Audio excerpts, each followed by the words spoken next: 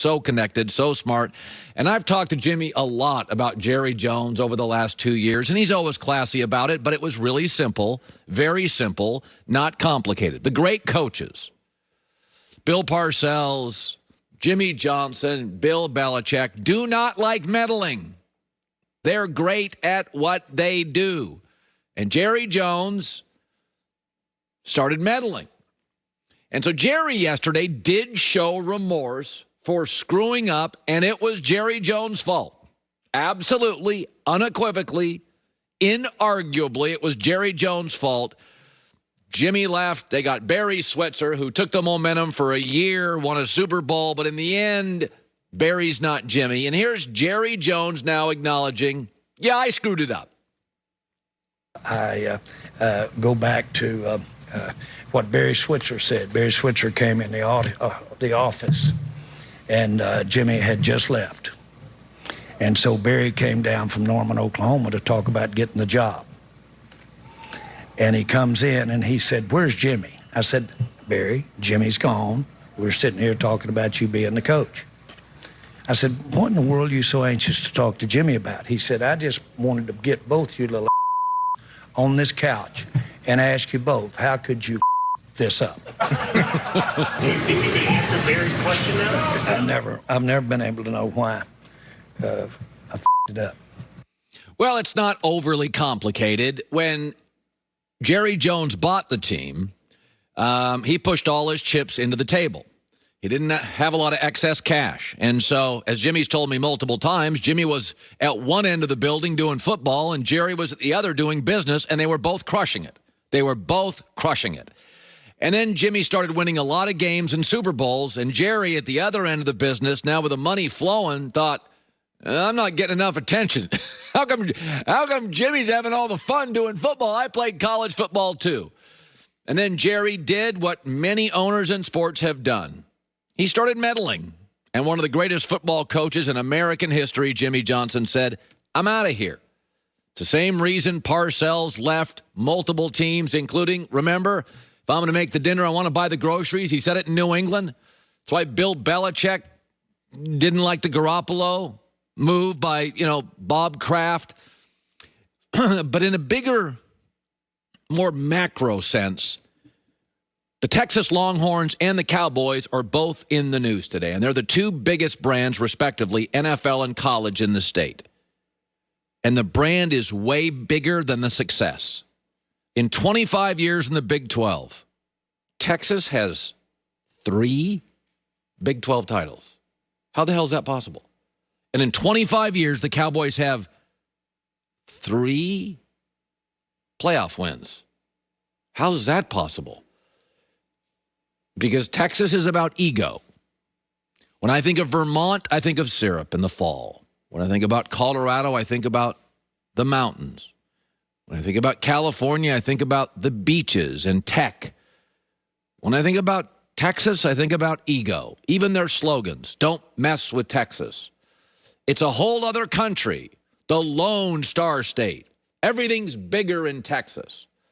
The state of Texas should dominate football in America. Should absolutely dominate it. They have the stadiums, the resources, the passion.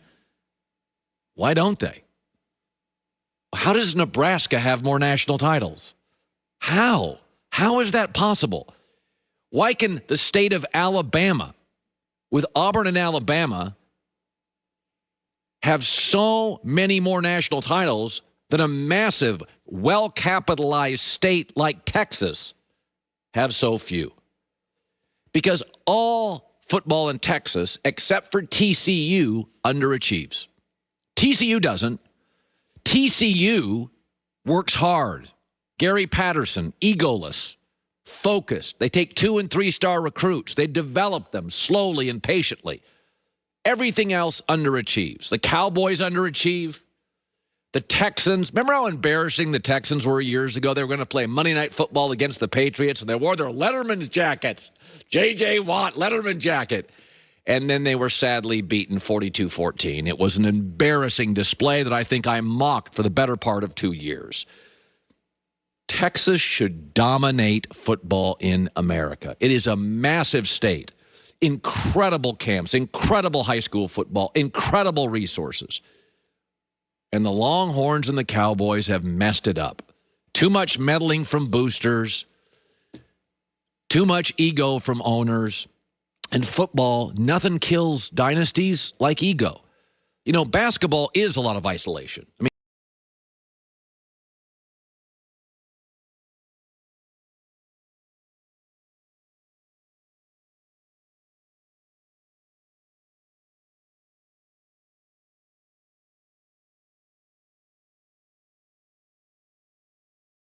it's an egoless, team-oriented sport more than any in America, where 11 players have to play in absolute unity. If you flinch as a running back, lean forward, it's a penalty. The team is penalized. When I was in high school football, and I hated this, but if we at practice, if an offensive lineman jumped offside, our coach made the team run. I was always like, what about that guy? I didn't jump offsides. It's not the way football is. It's not the way football. My basketball practice was different. If a player screwed up, the player ran sprints. I didn't have to run for him. But my high school football coach, we all ran if the left guard jumped offside. And that is football. Hard Knocks, guess who's on it again this year? The Dallas Cowboys for the third time. Yet there's 20 teams that have never been on it once. I wish the Cowboys were better. Be better for my show. I mean, if the Yankees win World Series, the Lakers win titles, the Dallas Cowboys win Super Bowls, my ratings go up. Like, I'm rooting for it. But again, this year, 9-8, 8-9. It's where they've been the last almost 3 decades. All right, now let's talk Texas Longhorns football. And I have said this before. When I was a kid growing up, Texas, Oklahoma, Nebraska, that was college football to me, you know? So there's a story that Texas and Oklahoma are going to notify the Big 12, we are leaving at the end of our contract. Be very, very careful, Texas, what you hope for. I've always had a soft spot for Texas because years ago, I always liked their uniforms and their helmets and their brand, and I love Austin, Texas. Great city. But years ago, I went to a Texas USC game, and it's the single greatest spectacle of any sporting event in the 30 years I've been a sportscaster. And I didn't want to sit in the press box. I sat in the stands right in the middle of the Longhorn section. And they were smart and good-looking people, and we sat there and witnessed an incredible sporting event. Reggie Bush, Vince Young, and they were classy, and the stadium, the Rose Bowl, was just awash in, you know, that rust orange Longhorn color and that, you know, that USC, you know, gold. It was an epic. I mean, it was a photographer's dream, and Roger Clemens is on the sideline, and Hollywood stars and Matthew McConaughey, and it is the single greatest 3-hour event of my life. And I've always had a soft spot for Texas football, the Longhorns. I just always liked them. They're just, they to me, they're cool. They could go independent. They feel more Pac-12 to me. I mean, they're progressive. They're cool. They're techie. They feel Pac-12 to me. They don't feel like Starkville. They don't feel like Oxford. They don't feel like Gainesville. They feel kind of like L.A. with cowboy hats. The music, the progressive politics, it's super techie. In fact, San Francisco during COVID, the biggest exodus of any city in America was Californians moving to Austin, Texas. Californians like Austin, Texas. They eat well, they party well. It feels like an extension, a little bit, of the West. The SEC does not feel like the West. It's cutthroat. It's insular. The recruiting is a pit of cheating and paying off players. Sorry, that's the reality with the SEC. Ole Miss is just the one that got caught. I don't think Texas feels like the SEC. They are a regal glamour brand, a little like USC. I remember talking to a football coach at USC about 5-6 years ago. And he said, actually, it was an administrator. And he said, we want our kids to enjoy this experience. USC is more than football.